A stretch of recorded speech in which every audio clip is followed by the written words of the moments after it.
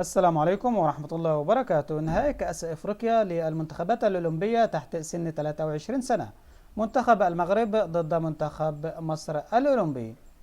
أهلا وسهلا بالجميع. نتعرف في الفيديو ده على الموعد والتوقيت والقنوات الناقلة والمعلقين لهذه المباراة.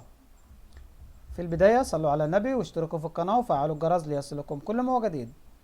يواجه منتخب المغرب الأولمبي تحت 23 سنة نظيره منتخب مصر اليوم السبت 8/7/2023 على ملعب المجمع الرياضي الأمير مولاي عبد الله.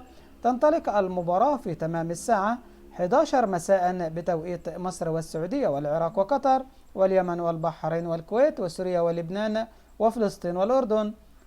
الساعة 10 مساء بتوقيت ليبيا والسودان، 9 مساء بتوقيت المغرب وتونس والجزائر.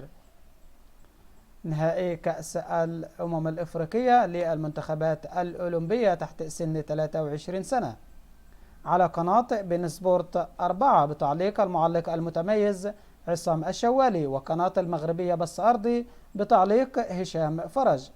مشاهدة ممتعة للجميع وبالتوفيق للمنتخبين. المنتخبين تأهلوا رسميا إلى أولمبياد باريس 2024.